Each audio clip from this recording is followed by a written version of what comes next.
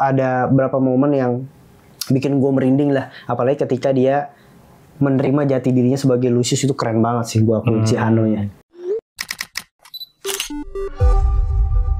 Selamat malam semua ya, balik lagi di Sinema Tengah Malam, masih bareng gue Maximus. Anjay. Gue Proxima bro.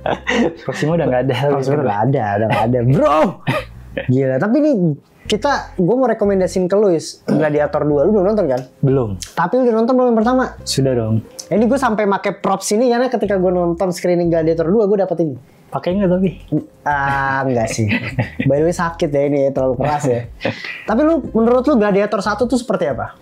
Gladiator 1 menurut gue satisfying sih. Ya. Kayak redemptionnya bener-bener apa ya?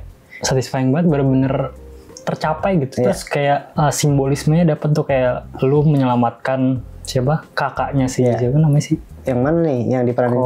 Commodus. Ya, kakak Commodus sama anaknya seperti lu menyelamatkan istri lu dan anak lu yang dibunuh. Iya. Itu dapat sih feel-nya gitu. Jujur harus gue akuin nih, gue salah satu orang yang hit and miss dengan film Kolosal. Suka nggak suka.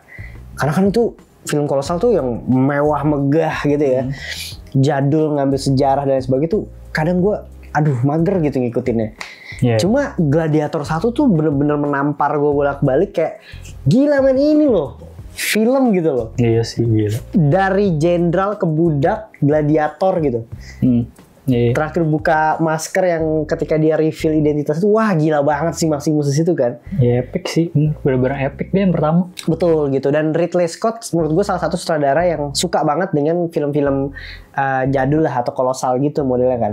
Nah memang harus gue akuin film-film seperti itu adalah udah jarang di era-era kita karena pertama budgetnya mahal. Dan sekarang kayaknya generasi saat ini juga kurang kurang mengikuti dan kurang suka juga sebenarnya dengan film-film. Jadi sebenarnya kalau menurut gue ya udah di cover semua story-nya. Iya Troy, itu Braveheart gitu, dan bagus-bagus semua. Iya, dan itu dia makanya kenapa Gladiator 2 menurut gue pribadi hanya mengobati rasa kangen. Iya sih. Menurut story-nya mungkin gitu lagi. Iya betul. Lu belum nonton tapi lu udah bisa ketebak kan sebenarnya. Iya. Jadi Gladiator 2 kan masih didirect sama Ridley Scott. Gue nonton di IMAX dan menurut gue mengobati rasa kangen 24 tahun walaupun gue tidak nonton di tahun 2000 ya. Tapi gue nonton Gladiator 1 udah cukup lama dan gue nonton 3 kali karena sebagus itu ya Gladiator 1, dan gue suka banget. Dan gue ketika gue nonton di IMAX full experience, gue berasa masuk ke dalam filmnya sih. Gila banget lebih mewah, lebih megah, lebih gila banget gitu. Gue dari segi teknis gitu ya dan lain sebagainya itu jauh lebih mantep banget gitu loh. Bunuh-bunuhannya dan lain sebagainya. Tapi kan balik lagi ya, apa sesuatu yang fresh nih di sini apa gitu loh. Karena menurut gue kita sama-sama tahu Gladiator kan adalah orang yang di area itu berantem dan biasanya adalah starting dari budak gitu loh. Untuk lu bisa freedom gitu, untuk bisa bebas dari budak, lu harus menjadi gladiator dan harus menang. Intinya kan itu kan gladiator kan. Ya udah pasti dengan judul yang seperti itu akan begitu juga gitu. Harus gue akuin tidak banyak hal yang berbeda gitu dan ini menceritakan Lucius by the way. Lucius sudah dewasa. Lucius sudah dewasa. Dimana ketika Maximus itu tewas di Roma tuh terjadi kekacauan lah jadinya, dan Lucius harus diungsiin gitu. Lucius di sini balik lagi sih menurut gua, kalau Maximus itu karakter development itu, ini bukannya gua membandingkan ya, tapi menurut gua hal yang paling wajar adalah melihat film sebelumnya gitu. Karakter development itu kan bagus banget ya. Jenderal, motifnya ketika anak istrinya dibunuh dan dia dibuang dan dia harus survive, mati rasa di gladiator, dan dia bisa survive bukan karena dia juga sebenarnya pengen mati, tapi karena dia terlalu jago aja dan dia nggak bisa mati gitu kan. Nah Lucius ini kalau di sini tiba-tiba dia besar gitu, tiba-tiba udah menjadi suatu panglima tapi bukan di Roma, punya istri dan istrinya meninggal gitu. Ya udah, motifnya adalah pengen balas dendam sama semua orang atau semua kepala-kepala atau kaisar-kaisar di Roma. Jadi dari dia seorang harusnya keturunan kaisar yang harus jadi raja penerusnya Roma, dia jadi pengen ngebantai Roma karena istrinya meninggal. Tapi hubungan antara istri dan dia hanya sebatas di awal. Yang kedua, gue juga nggak tahu dari mana dia belajar perang.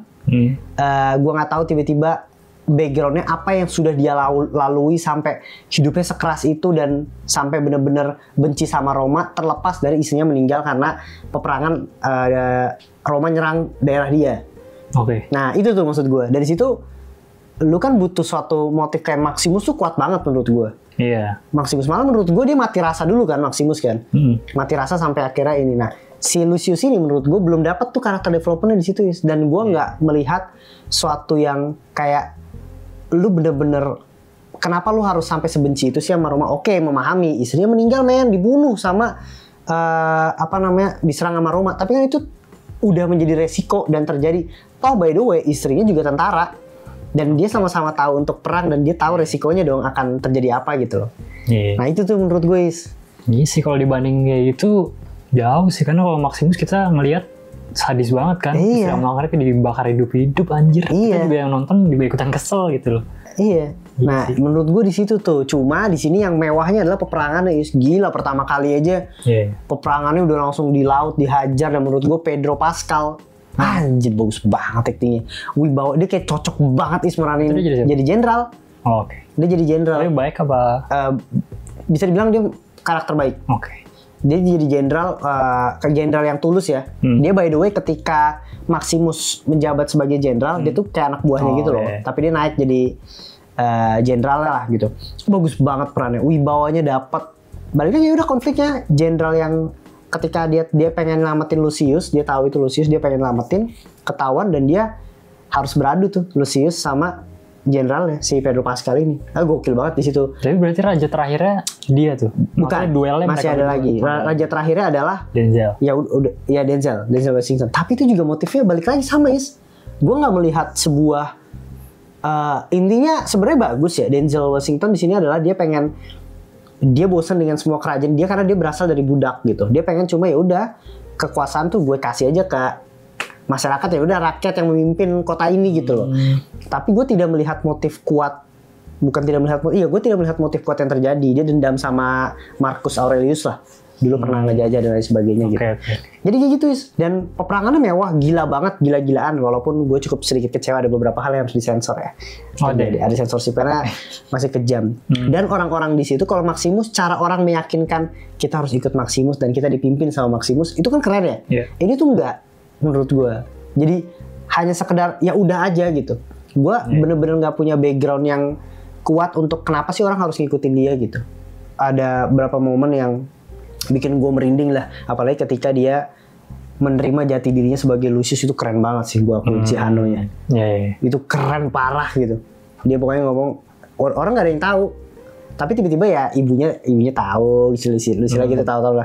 Cuma pas dia untuk oke, kayaknya gue harus ngambil Roma kembali nih sebagai hal yang kakek gue dulu mau, Roma itu seperti apa gitu. Itu keren sih, itu merinding sih. Itu keren banget. Wah, gue merinding parah itu di situ.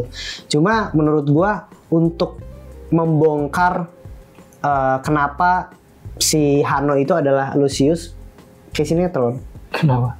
Ya lagi ngobrol gini, tiba-tiba ada pembantu dia. Tiba-tiba ada scene pembantu kayak nguping langsung pergi gitu kayak aja.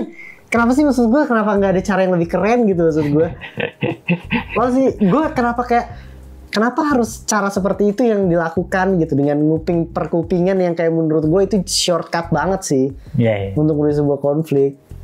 Ada pasti lumayan ngeselin gitu.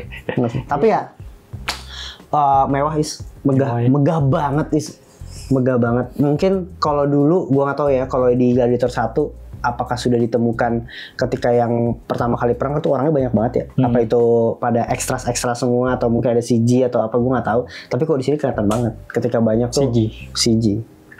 Sangat-sangat kelihatan dan kelihatan banget ketika demo besar-besaran itu di studio itu kelihatan banget. Kelihatan banget gitu. Makanya gue bilang esensi Gladiator 1 sama 2 tuh nggak bisa disamain. Gladiator 1 tuh luar biasa sih menurut gue. Iya, apalagi tahun segitu gila. Iya, kira-kira. Tapi by the way dari penjelasan gue, dari yang gue infoin ke lo gitu ya, lo sebagai yang nonton Gladiator 1 pengen nonton gak lo? Sebenarnya ada rasa penasaran sih tadinya ya. Tapi selalu kasih tahu background karakter siapa Luciusnya nggak terlalu ini, terus juga villainnya sih gue kuncinya di villain sebenarnya sih. Karena setelah nonton si Joaquin Phoenix gila ngeselin banget anjir di situ kan. Tapi setelah tahu kayak Denzel kayaknya biasa aja, Nunggu di streaming sih. Iya sih, Denzel menurut gue biasa aja sih. Ya menurut gue untuk 2,5 jam gue nggak bilang membosankan karena gue cukup enjoy dan gue tidak merasa lama. Tapi kalau dibilangin sebagai sequel yang memuaskan untuk Gladiator 1, mungkin jawabannya hanya mengenang sih. Gitu. Kalau buat nonton actionnya sih oke banget ya. Woi mantap bro, Ridley Scott menurut gue wajib lah lu pertahankan Ridley Scott untuk membuat film-film kolosal lainnya. Yoi. Gitu. Segitu aja dari sini Tengah Malam. Kalau kalian apa nih? Langsung aja tulis di kolom komentar. Kira-kira nonton Gladiator 1 dan tertariknya nonton Gladiator 2. Reviewnya seperti apa? Tulis aja nanti kita akan bacain. Bisa kita bacain untuk di segmen-segmen berikutnya. Segitu dari sini Tengah Malam. Sampai ketemu di episode berikutnya. Bye. Selamat malam.